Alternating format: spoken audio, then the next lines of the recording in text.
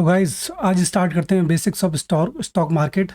ये वीडियो किसके लिए इंपॉर्टेंट होने वाली है? बिगनर्स के लिए, वर्किंग प्रोफेशनल, स्टूडेंट्स के लिए, रिटायरमेंट्स जो रिटायरीज होते हैं, उनके पास ग्रेचुटी का फंड आ चुका होता है, उनके लिए, हाउस वाइफ के लिए।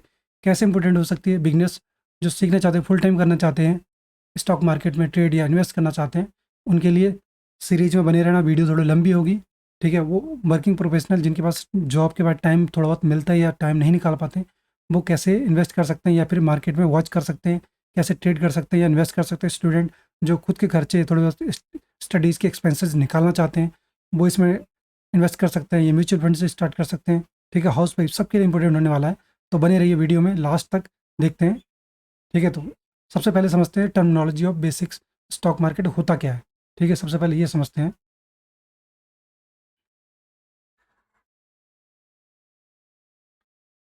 स्टॉक मार्केट क्या होता है, ठीक है। शेयर मार्केट, हमारा इंडियन स्टॉक मार्केट कितने पार्ट में डिवाइड है, ठीक है। इक्विटी, ठीक। दूसरा हमारा है कमोडिटी मार्केट, और तीसरा हमारा करेंसी मार्केट, जो कि अभी क्लोज हो चुका है, अभी इसमें ट्रेड नहीं होती है, ठीक है। इनके भी टाइप होते हैं। ये किस किस टाइप के होते हैं? हमारा इक्विटी मार्केट तीन पार्ट में डिवाइड है। कैश में, कैश में, ठीक है, जिसे कैश या स्पॉट बोला जाता है। दूसरा है फ्यूचर्स में, और तीसरा ऑप्शन है ऑप्शन, ऑप्शंस में, ठीक है। इन तीन डेरिवेटिव्स में ट्रेड किया जाता है। कमोडिटी, दो टाइप की कमोडिटी होती है। एक होती है कमोडिटी जो कि M6 के थ्रू ट्रेड होती है, ठीक, जिसमें क्रूड ऑयल आता है, नेचुरल गैस या गोल्ड वगैरह। और दूसरी होती है एग्री, एग्री कमोडिटी, ठीक है। एग्री कमोडिटी ये ट्रेड होती है हमारी MCX से। M6 इसका एक्सचेंज है, और ये NCDEX, ठीक है। इनकी फुल फॉर्म होता है मल्टी कमोडिटी एक्सचेंज और नेशनल कमोडिटी डेरिवेटिव एक्सचेंज, ठीक है। और ये होते हैं ट्रेड NSE और BSE के through, Bombay stock exchange, national stock exchange, ठीक है। और ये करेंसी जो कि NSE का ही पार्ट था, अब NSE ने और NSE और BSE इनको क्लोज कर चुके हैं, इसके अब में ट्रेड नहीं होती है। अब टाइमिंग की बात कर लेते हैं, कौन कौन से टाइमिंग में ट्रेड करते हैं। तो इक्विटी का जो टाइम है, सबको पता है, इंडियन मार्केट स्टार्ट होता है 9:15 पे और 3:30 PM तक क्लोज हो जाता है, ठीक है। और कमोडिटी मार्केट 9 AM से स्टार्ट होते हैं और होता है रात के 11:30 तक, ठीक है, या फिर 11:55 तक, ठीक है गाइस। और एग्री कमोडिटी होता है हमारा 9 AM से लेके 5 PM तक। इसमें क्रॉप्स वगैरह होते हैं ट्रेड, ठीक, उनके शेयर्स होते हैं। और NSE हमारा स्टार्ट होता था पहले 9 से लेके 5 PM तक, जो कि अब क्लोज हो चुका है, अब ट्रेड इसमें नहीं होता है। तो हम पढ़ने वाले, इन सबसे पहले पढ़ने वाले हम कैश या स्पॉट। इक्विटी के ही डेरिवेटिव्स को पढ़ेंगे हम, कैश, स्पॉट, फ्यूचर्स, ऑप्शंस। सबसे पहले पढ़ेंगे कैश। ये बेसिक्स है जो आपको पता होना चाहिए मार्केट में ट्रेड करने से पहले, मार्केट में स्टार्ट करने से पहले, ये आपको पता होना चाहिए। तो सबसे पहले हम पढ़ेंगे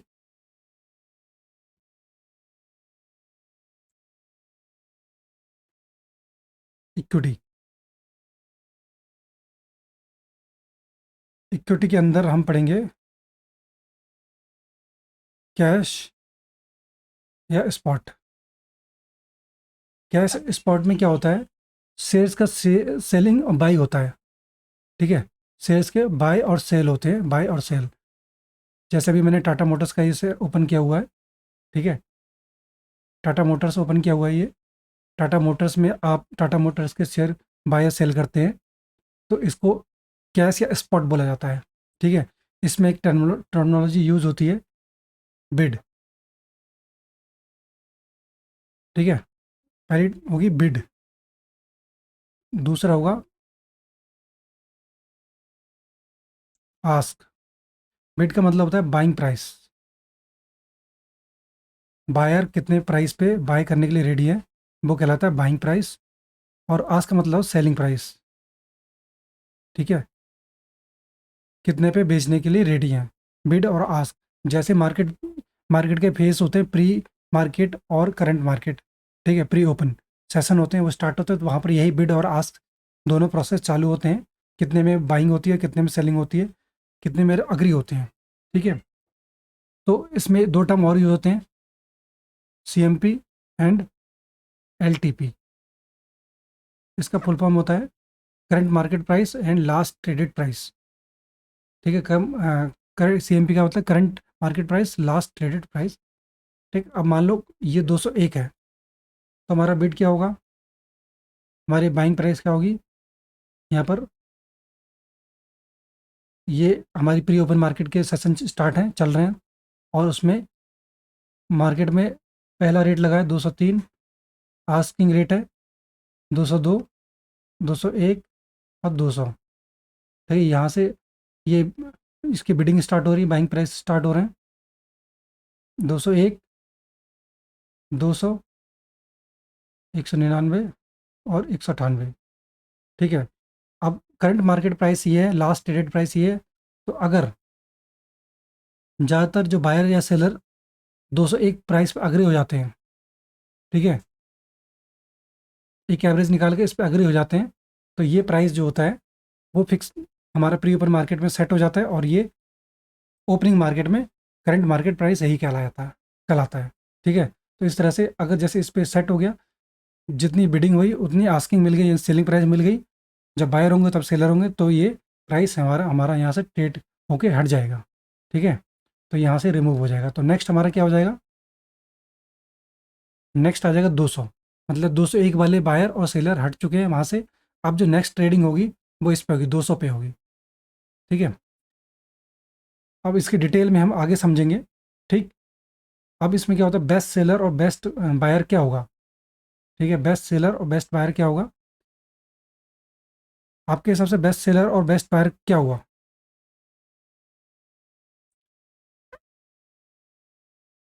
बेस्ट बायर जो हाई प्राइस पे खरीदे, ठीक है, जो हाई प्राइस पे खरीदे, और जो लो लो प्राइस पे सेल करे, बेचे, उसको बोलते हैं बेस्ट सेलर, उसको बोलते हैं बेस्ट बायर,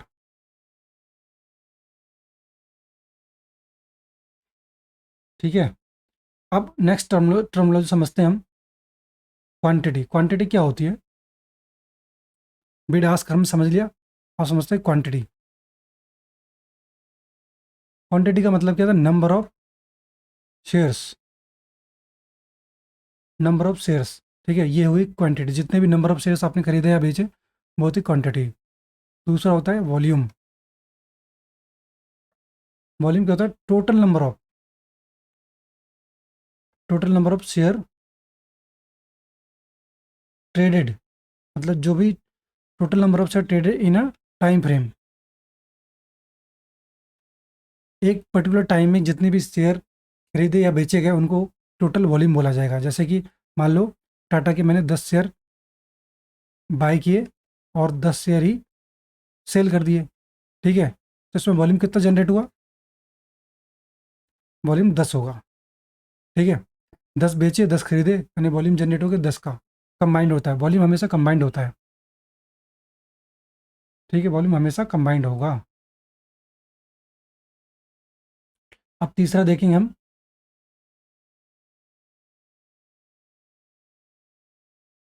चौथा होगा हमारा टर्नओवर। टर्नओवर कैसे निकालते हैं, जैसे मान लो कोई स्टॉक है ABC, उसका प्राइस है 500 रुपये, और क्वांटिटी हमने कितनी ली, 1000, ठीक है। तो बाइंग वैल्यू क्या होगी, इन दोनों को मल्टीप्लाई कर देंगे तो कितना हो जाएगा बाइंग वैल्यू, 5 लाख। और हमने प्रॉफिट में बेच दिया तो सेलिंग वैल्यू कितनी निकल जाएगी हमारी, 50 रुपये प्रॉफिट में बेचा तो हमने हमारा हो जाएगा 550, बस इंटू 1000 तो हो गया 5,50,000, तो हमारी जो टर्नओवर कितना होगा? 10,50,000, ये हमारा टर्नओवर हो जाएगा। ठीक है, बाइंग वैल्यू और सेलिंग वैल्यू को ऐड करके जो जितना भी निकलेगा वो होगा हमारा टर्नओवर। इसी टर्नओवर के ऊपर डिसाइड होता है हमारा चार्जेस। ठीक है, चार्जेस, और चार्जेस बहुत सारे टाइप के चार्जेस होते हैं, जिसमें से एक फैक्टर अफेक्ट करता है जो हमारे ट्रेडिंग को अफेक्ट करता है, इन्वेस्टिंग और अफेक्ट करता है, वो होता है टर्नओवर। जितना टर्नओवर ज़्यादा होगा उतने चार्जेस ज़्यादा होंगे। ठीक है, उसी पर तो जीएसटी वगैरह लगता है। तो हम नेक्स्ट टॉपिक पढ़ेंगे, चार्जेस। टोटल मार्केट में अगर आप इन्वेस्ट करते हैं, ट्रेड करते हैं, तो 6 टाइप के चार्जेस लगते हैं। पहला नंबर है, पहला है आपका ब्रोकरेज। ठीक है, पहला जो चार्ज लगा है वो क्या लगता है? First number, brokerage. अब ब्रोकरेज किसके पास जाता है? वो जाता है ब्रोकर के पास। जिस भी ब्रोकर के थ्रू आप अकाउंट खोलेंगे वो ब्रोकर के पास जाएगा। और ज़्यादातर ब्रोकर 20 रुपये पर ट्रेड लेते हैं, या फिर कुछ जो ब्रोकर हैं वो फ्री में, मतलब इस 20 रुपये को वो छोड़ देते हैं, जिसे कहते हैं जीरो ब्रोकरेज। बाकी चार्जेस तो लगते हैं। जीरो ब्रोकरेज का मतलब ये नहीं कि जीरो, सारे चार्जेस जीरो हो जाएंगे, वो सिर्फ अपने चार्जेस को जीरो कर सकते हैं, बाकी चार्जेस जीरो नहीं कर सकते हैं, इसलिए उनको बोलते हैं जीरो ब्रोकरेज। ठीक है, जैसे एम स्टॉक वगैरह है, तो वो जीरो ब्रोकरेज मतलब वो अपने 20 रुपये छोड़ देते हैं, बाकी चार्जेस तो लगते लगते हैं। दूसरा है जीएसटी, जो कि 18% लगता है। ये कौन लेता है? ये जाता है सेंट्रल गवर्नमेंट के पास। सेंट्रल गवर्नमेंट और स्टेट गवर्नमेंट दोनों के पास जाता है ये जीएसटी। ठीक है, तीसरा चार्ज है हमारा सेबी चार्जेस। सेबी क्या है? सेबी एक रेगुलेटर है। ठीक है, जो कि सारे स्टॉक मार्केट को रूल करता है, रेगुलेट करता है, रूल्स बनाता है। इसके चार्जेस कौन लेगा? सेबी लेगा। ठीक है, और चौथा है एसटीटी, सिक्योरिटीज ट्रांजैक्शन टैक्स। ये कौन लेता है? ये भी सेबी लेता है। ठीक है, पांचवा कौन सा है? टर्न ओवर चार्ज, जिसके बारे में हमने बात करी थी अभी से। टर्न ओवर चार्ज ये कौन लेता है? एक्सचेंज। अब ऊपर बात करी थी एनएससी बीएससी, जितने भी एक्सचेंज जिस पे आप ट्रेड करोगे उस, ये टर्नओवर चार्जेस एक्सचेंज के पास जाता है। छठा नंबर है स्टैंप ड्यूटी। ये कौन लेता है? State government. स्टेट गवर्नमेंट के पास जाता है, और ये वेरी करता है स्टेट टू स्टेट। ठीक है, हर स्टेट की स्टैंप ड्यूटी अलग होगी। इसलिए अगर आप दिल्ली में बैठ के ट्रेड करते हैं, या फिर मुंबई करते हैं, मुंबई में बैठ के ट्रेड करते हैं, तो दोनों का स्टैंप ड्यूटी डिफरेंट होगा। और डिफरेंट होगा इसलिए चार्जेस भी डिफरेंट होंगे बिल्कुल। ठीक है, बट स्टैंप ड्यूटी अलग हो सकती है, टर्नओवर सेम हो सकता है। अगर किसी का 10,50,000 टर्नओवर आ रहा है, तो टर्नओवर पर जितना चार्ज लगे वो सेम होगा। एसटीटी भी सेम हो सकती है, सेबी के चार्जेस, जीएसटी भी सेम हो सकता है, जीएसटी भी सेम नहीं हो सकती, ब्रोकरेज सेम हो सकती है, क्योंकि पर ट्रेड अगर ले रहा सेम ब्रोकर यूज़ कर रहे हैं तो। बट स्टैंप ड्यूटी की वजह से चार्जेस डिफरेंट हो सकते हैं। ठीक है, तो कंपैरिजन मत करना किसी से कि किसी के चार्जेस ज़्यादा ना किसी कम, बट अपना टर्नओवर कम रखेंगे। टर्नओवर कम कैसे होगा? आप कम कम ट्रेड करेंगे, दिन में एक ट्रेड करेंगे या दो या मैक्सिमम तीन, तो आपका टर्नओवर भी कम होगा और चार्जेस भी कम लगेंगे। इस तरह से आप चार्जेस बचा सकते हैं। तो ये था हमारा टर्नओवर के ऊपर। अब नेक्स्ट टॉपिक देख लेते हैं हम। हमारी जो शेयर मार्केट में जो ट्रेडिंग होती है, इन्वेस्टिंग होती है, वो 2 टाइप की होती है। ठीक है, एक होती है इंट्राडे, इंट्राडे, और दूसरी होती है डिलीवरी। डिलीवरी को बोलते हैं सीएनसी, कैश एंड कैरी, उसको बोलते हैं MIS, margin intraday square of. ठीक है, मार्जिन इंट्राडे स्क्वायर ऑफ, और ये होता है सीएनसी, कैश एंड कैरी। यहाँ लिख देता हूँ इसकी full form, margin intraday square of. Square of यहाँ पे नया वर्ड आया, और ये होता है cash and carry.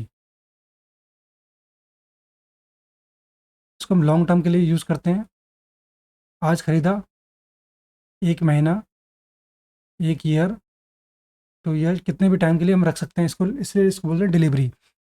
Margin intraday square up, इसका मतलब इंटरडे मतलब आज खरीदा और आज ही इसको सेल करना है शाम को। अगर आप सेल नहीं करोगे तो आपका ब्रोकर इसको ऑटोमेटिक 3:15 बजे इसको स्क्वायर अप कर देगा। अब स्क्वायर अप का मतलब क्या होता है? सपोज मैंने कोई टाटा मोटर्स के, इसका एग्जांपल ले लेते हैं हमने, ठीक है, बाय किए 10 शेयर, 10 क्वांटिटी, सेल कर दी हमने 10 क्वांटिटी, हमारे पास कितना बचा? जीरो। अब जो जीरो क्वांटिटी बची इसको हम बोलते हैं स्क्वायर ऑफ। अब न्यूज़ में सुनते होंगे अपनी पोजीशन को स्क्वायर ऑफ कर लें, तो इसका मतलब ये होता है जितने भी शेयर आपने ले रखे उनको बेच दो, या जितने भी बेचे हैं उनको जीरो कर दो, मतलब खरीद लो, तो उनको बोलते हैं हम स्क्वायर अप करना।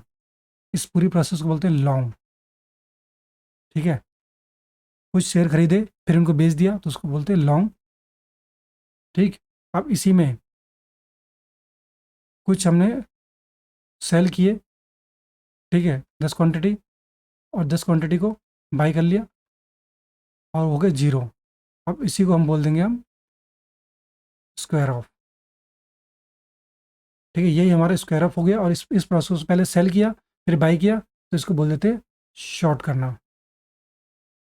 तो ये हो गया शॉर्ट करना। ठीक है, अब बाय और सेल हमने समझ लिया, अब लॉन्ग को थोड़ा सा और डिटेल में समझते हैं। इसी को और थोड़ा डिटेल में से, मान लो आपने 100 में बाई किया कोई चीज़, कोई स्टॉक 100 में बाई किया और इसको 130 में बेच दिया। ठीक, 130 में आपको प्रॉफिट कितना हो? 30 रुपये का। और ये इस प्रोसेस को बोलेंगे लॉन्ग। ठीक है, और मान लो आपने 130 में सेल किया और 100 में खरीद दिया, पहले बेचा फिर खरीदा, और प्रॉफिट आपको कितना होगा? 30 रुपये का। तो इसको क्या बोल देंगे हम? शॉर्ट करना। ठीक है, लॉन्ग शॉर्ट समझ गए होंगे आप। आपको ये टर्मिनोलॉजी आगे यूज होगी जिसमें आपको पता चलेगा लॉन्ग शॉर्ट का क्या मतलब है। पता होगा तो आप आगे समझते रहेंगे। ठीक है, ये हमारी बेसिक टर्मिनोलॉजी जो आपको यूज होंगी, आगे पता चलेगा। ठीक है, आज की वीडियो के लिए इतना काफ़ी है, और नेक्स्ट आने वाली वीडियोज़ में हम समझेंगे, ठीक है, इंडेक्स क्या होते हैं। थोड़ा सा इंट्रोडक्शन देता हूँ इंडेक्स के बारे में। ठीक, क्योंकि अगली वीडियो में समझेंगे इंडेक्स डिटेल में। अब जो हमारे शेयर मार्केट हैं उसमें कितने स्टॉक्स, जैसे एनएससी है, स्टॉक एक्सचेंज बीएसई है, लगभग लगभग 2300 या 2400 के करीब हमारे पास शेयर्स जो कंपनियां हैं वो स्टॉक एक्सचेंज पर रजिस्टर्ड है।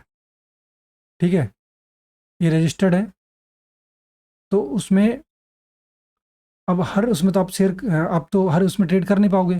ठीक है, ये एनएससी हो गया, हर उसमें तो आप कर नहीं पाओगे, तो उनको क्या बोलते हैं हम? ठीक है, बहुत सारे शेयर बहुत सारी कंपनीज में रजिस्टर्ड लिस्टेड है एनएससी बीएससी में। तो इन्होंने क्या किया? इंडेक्स निकाल दिया, इंडेक्स। ठीक है, इंडेक्स का मतलब क्या होता है? कुछ कंपनियों का एक ग्रुप बना दिया, टॉप कुछ कंपनी को जो टॉप होती है, जैसे एनएससी का एक आपका इंडेक्स होता है निफ्टी 50। ठीक है, निफ्टी 50, और सेंस इसका बीएससी का होता है सेंसेक्स। इसमें लगभग 30 कंपनियां लिस्टेड है, टॉप 30 इसमें टॉप 50। तो एनएससी के अंदर बीएससी के अंदर बहुत सारी कंपनी लिस्टेड है, बट एनएससी का जो कुछ इंडेक्स बना दिया, कुछ कंपनी जो टॉप रेटेड कंपनी हो तो उनका इंडेक्स बना दिया, उसको लिस्टेड कर दिया। जैसी दूसरी कंपनी टॉप में आएगी तो निफ्टी 50 में ऑटोमेटिक ऐड हो जाएगी, और जिसकी रेटिंग थोड़ी गिरेगी वो ऑटोमेटिक उस निफ्टी 50 की लिस्ट से बाहर हो जाएगी। ठीक है, तो एक इंडेक्स, ऐसा इंडेक्स बना दिया, ऐसे बहुत सारे इंडेक्स हैं। ठीक है, बहुत सारे इंडेक्स हैं, तो हम निफ्टी 50 के बारे में जान लिया हमने। ये क्या होते हैं? ब्रॉड इंडेक्स कहलाते हैं। ये दो कहलाते हैं ब्रॉड इंडेक्स, ये कहलाते हैं ब्रॉड इंडेक्स। ठीक है, तो हमारे जो इनकी इस कंपनी इस स्टॉक एक्सचेंज में आते हैं, एनएससी में निफ्टी 50 में ऐड होते हैं, वो किस बेस पे होते हैं? ठीक है, वो मार्केट कैपिटलाइजेशन के बेस पे होते हैं, और किस किस बेस पे होते हैं, कितने कितने लार्ज कैप मिड कैप क्या क्या होता है, इन सब के बारे में हम जानेंगे नेक्स्ट वीडियो में। और उसमें ही हम पढ़ेंगे हम सेक्टोरियल इंडेक्स।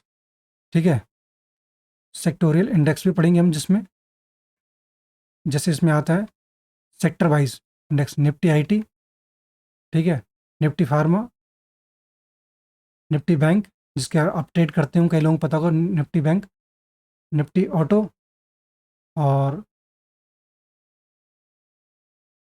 निफ्टी फिनसर्व, ठीक है। और बीएससी में बहुत सारे स्टॉक ऐसे आते हैं जो कि सेक्टोरियल होते हैं, बीएससी ऑटो सेम होते हैं, बीएससी फार्मा और बैंक निफ्टी, जैसे वहाँ पर निफ्टी बैंक निफ्टी होता है, यहाँ बैंक एक्स इसको बोलते हैं, बैंक एक्स सेंसेक्स का है इसलिए इसको बोल देते हैं बैंक एक्स, और बैंक बीएससी आईटी। तो इस टाइप के सेक्टोरियल इंडेक्स भी होते हैं, तो जो कि हम नेक्स्ट उसमें समझेंगे, ठीक है। तो आज के लिए इतना काफ़ी है, तब तक के लिए अपना ख्याल रखिए, और अगर अभी तक वीडियो देखी है तो उसको सब्सक्राइब कर लीजिए, लाइक कर दीजिए और दूसरे के साथ शेयर कर दीजिए ताकि आपको आने वाली वीडियो आपको मिलती रहे।